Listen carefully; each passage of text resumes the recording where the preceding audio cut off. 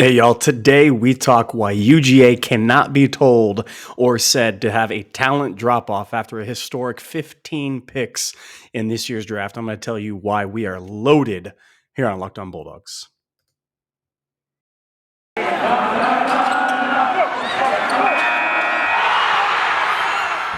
are Locked On Bulldogs, your daily podcast on the Georgia Bulldogs, part of the Locked On Podcast Network, your team every day.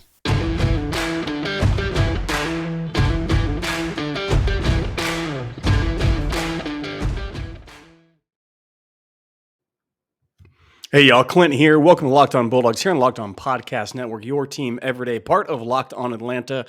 Glad to have you here with us. If you're over on the audio side, subscribe, follow. It's free to do that wherever you listen to podcasts, as well as YouTube comments. Hit that down below. Get us on those notifications. Hit subscribe. Leave us a comment. Tell us how we're doing. Tell us your thoughts on it. Bama fan, I know you're there, so just holla at your boy. Hey, today we're going to talk about these three things. We're going to talk about what we are loaded with next year. We're going to talk about why it's not a big drop-off. And lastly, we're going to talk about maybe it could become a problem with transfers and who that might entail. But first, I want to let you know why we're talking about this, why we're talking about next year a drop-off. And I'm going to try my best to focus solely on the defense, because the defense is where we come away from a historic, and I mean historic, team. The best defense in college football history, and I mean that not only statistically, but how they did it, who they did it to, where they did it in the time and the place and the era that it was in. There is no one closer whatsoever than this year's Georgia defense. It was shown in the draft. We got all them guys paid. Everybody that could have declared for the draft, or I'm sorry, everybody that could have been drafted was drafted. They are out in droves and they are making money. Trayvon gets his absolute mega contract, being number one overall. Nakobe goes to the Eagles. Jordan Davis goes to the Eagles. I mean, this defense is littered all the way down. Devontae Wyatt. By the way, Packers, what's up? Packers and Eagles. Those are my NFL teams. I don't ride with any other bird other than the Eagle. Atlanta, come on, y'all. Historic 15 picks. Many of this defense, the best, goes off the board, goes to teams. And you look at the roster and you look at this team and you look at a drop-off and you say to yourself, we're going to be worse next year. Oh, no. Oh, no. The only reason Stetson was able to win is because the defense carried him. Oh, no. Stetson can't do that this year because there's no defense. There's no Nakobe. There's no Jordan Davis. There's no Darion Kendrick. There's no Channing. There's no Tyndall. There's no Quay. I get that. All those guys are gone. And good on them. And we're proud to have them in the league. And they're going to show out just like Eric Stokes has done. Just like linebacker U has done countless times over. Ogletree, Roquan, Natrez making some noise out there on the Giants. We have seen an incredible push of talent go off this team. We're proud of them. And so we're going to look back and look at how we won last year and say, well, the defense carried us. They certainly did their job. They were historic. But the offense did a great job too. And I've heard so many Dog fans. I've seen on the Twitter feed, by the way, Twitter feed, Dawgs podcast, get on over there at us, has said, hey, look, we really, I'm scared for next year because our offense isn't the offense and our defense isn't the defense. And I don't trust Stetson to carry us, and we don't have guys like Zeus and Cook and just hold on. We're going to get to offense another day. I'm going to talk about defense specifically because everybody is up in arms and concerned to death about this defense. I'm going to tell you why you shouldn't be. And yes, there was this influx, but come on, y'all. Like, recruiting matters, and King Kirby is the king of recruiting. I'm gonna remind you of that because some of you have forgotten about that. Because apparently, when you go number one class, number two class, number one class, number three class, y'all forget just this infusion of talent. You cannot win at college football without talent, and we have that. And you cannot win without developing that talent, and we have had that. So I'm gonna talk about why your boy Shu, why your boy Lanning, who's now in Oregon but laid a foundation, why your boy Kirby, and why the old forehead vein himself. The coaching staff is just incredible, and they're going to develop these guys. I'm going to talk about the talent. right after this. So come on back and we're going to talk about who those guys are. All right. So because we have had this infusion of talent everywhere, we've had guys come in at 4-star, 5-star, 3-star, and we've developed, and Jordan Davis as the most probably impressive of the 3-stars that have come in. And maybe with this historic run, maybe it's now you have forgotten who these guys are on the team. Sarah over on Twitter, what's up, girl? How you doing? Keep doing your thing. We love you on Twitter. So happy to be in your little circle. John Tweet Sport, also get after those Bama fans. I'll follow you into hell with a water gun, man. Let's do this thing. But as we look, as they pointed out on Twitter, and as many have pointed out elsewhere, we have 16 5-stars on this team this coming year as of right now. I'm going to list the 5-stars that are on this team that are simply on defense. I'm going to start with the old man of the group, Nolan Smith. We have Nolan Smith. We have Keely Ringo. We have Jalen Carter, the best defensive player in entire college football. We have Sorey. We have Mondon. We have Dalen Everett, Malachi Starks, Michael Williams, Marvin Jones, and Singletary. Those are 10, 1, 2, 3, 4, 5, 6, 7, 8, 9, 10 stars. I'm sorry, 9 5-stars just on the defensive side. And that's just this year. We got more recruiting and we have more 4-stars that are filling those holes. We have guys that are 3-stars that are being developed. We have an incredible depth. But just so everybody knows, we can't say right off the bat, oh, no. We don't have talent. Talent is there. Talent is rich. Of those people I just listed, Mondon and Sorey, those guys are going to be probably 1, 2 in a rotation in the inside linebacker with Pop Dumas Johnson doing his thing. Nolan Smith already locked down one side. Jalen Carter locking down another side. We have, by the way, in this, I haven't even talked about Christopher Smith as well as Tyke Smith, who arguably I would say are probably 2 of the better, if not best DBs in the SEC. Keely Ringo starting on the other side. Like, these are the depth charts so far of people that are already in making an impact. And then on top of that, so there's the talent, there's the 5-stars, there's the blue chips, there's the guys who were on top of lists. And on top of that, you got Zion Logue, who y'all seen that big old drink of water, not lumber around a football field, but knife on a football field for his size. It's incredible. Nazir Stackhouse, go watch. Ingram Dawkins, who showed out at G-Day. He's still, that's called talent. That's called development. Robert Beal, who came back and will be developed and will get a bump, and he has taken a step as well. And then, of course, you got Dan Jackson. I mean, y'all forget this guy got absolutely blasted.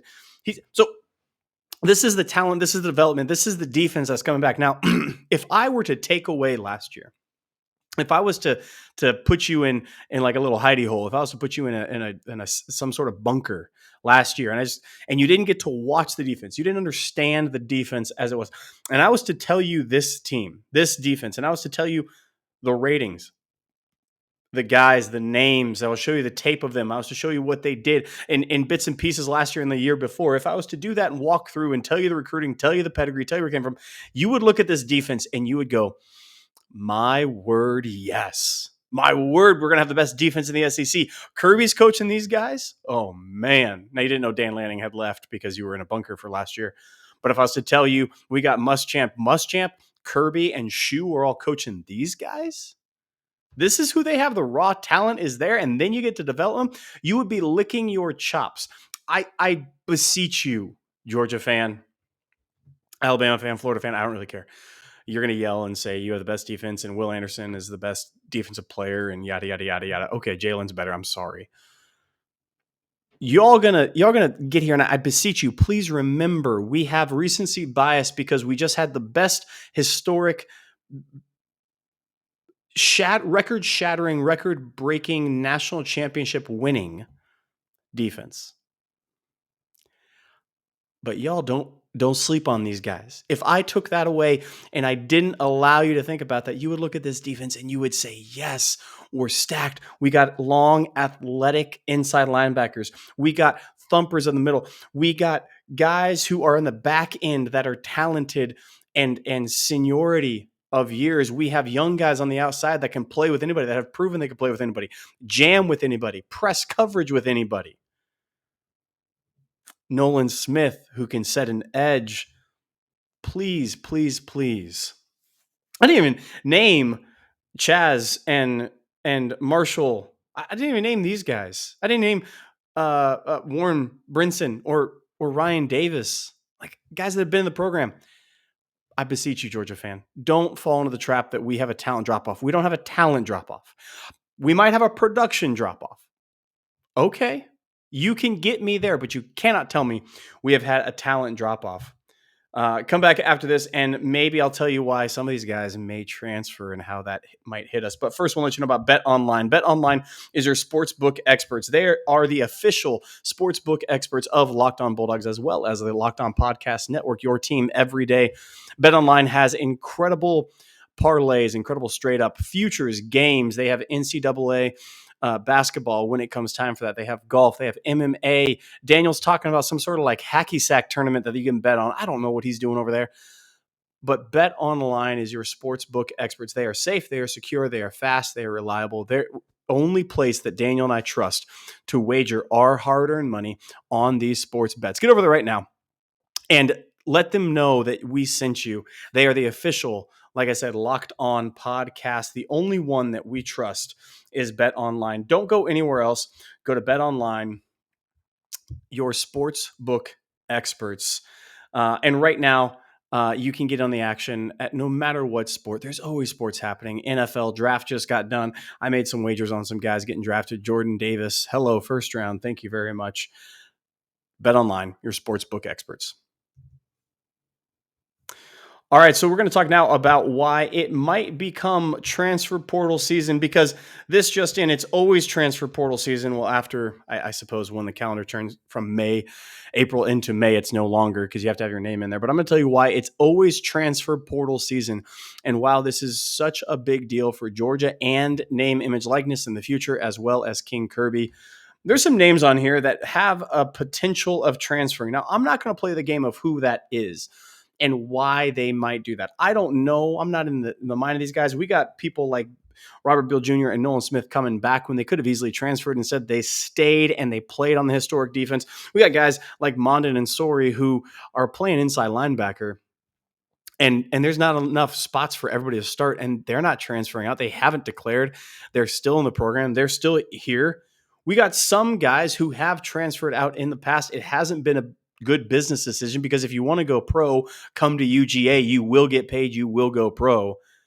So here's what I'm going to do instead. I'm going to tell you of this defense, not who's the most likely to transfer, because that I don't know. Because again, if you were to tell me who's most likely to transfer, Robert Beal would have been first guy on my thought to be done. Sori or maybe Tresman Marshall might have been another one. I'm going to instead tell you why somebody might transfer. Of all those 5 stars that I listed, I'm going to tell you why somebody might transfer. And it simply comes down to this. If you look at the 2 deep to the 3 deep of this Georgia unit and of college football, right now there's a kid up in Pitt who's trying to get all sorts of $3 million in a house in Southern California to go play for Lincoln Riley, who is against tampering. Gar, he says. Look, when you look at this, I said so yesterday on the pod, and I'm going to revisit it. You cannot tell me that we have too much talent on one hand, and on the other hand, we're having a massive drop-off from last year. You can't be worried about guys transferring and say we're going to be so much worse than what we were last year. Those two are incompatible. They don't operate and they don't work. We're going to be good, not as great as last year, I don't think, because my goodness. But these players that might be considered transfer risks are going to do so, not because they're not getting developed, not because they're not getting playing time. If you can play in Kirby's system, y'all, you will play. If you can beat out another guy, you will play. Again, we keep on saying Stetson Bennett. Y'all don't like this, but he was willing to play Stetson over the quote-unquote bona fide 5-star, clear as day Heisman candidate. He said, nope, I'm going to go with this guy because he's playing better. Kirby does that on defense as well. So of these people that may transfer, and we go from these 9 5-stars to something like 8 or 7, all of a sudden we have a war of attrition on that First of all, we're going to get other guys coming in. Point one, we're going to get other guys coming in. Kirby has done that before, and it's not a problem. We will find small pieces, not an entire wholesale of, I don't know, 6 starters that you need because you just got your backside handed to you in the national championship game by one Georgia Bulldog team, Alabama. We're going to find people to do nice little hints here or there. We're going to find a Darion Kendrick who can come in and could play immediately, has that. But people on this team that want to transfer out aren't doing it because they're not getting developed, aren't doing it because they're not playing. They're doing it because in their mind, they think they'll get more notoriety elsewhere. And do you know what the draft just told us about that? That's a lie. What the draft just told us, Quay, Jordan, what the draft just told us is you can be at Georgia and not be the guy that plays one position every single down doing his thing, Trayvon Walker, and become the number 1 pick. If you can play, you're going to play at Georgia. And if you can show out, you're going to show out. And they're going to get you prepared and they're going to do their business. And coach is going to get you ready to go on an NFL team and is going to fight for you. So of this, I don't know who's going to do it because I just listed 3 things. You want playing time. If you can play, you're going to get on the field. You aren't talented enough. Again, get on the field. You don't think you're going to be noticed as much in the no-name face on the rotation of Georgia. This last draft just blew that out of the water. Good luck, NCAA, because Kirby here, and he ain't going nowhere. This has been Locked On Bulldogs, part of Locked On Podcast Network, your team every day. We will see you guys tomorrow.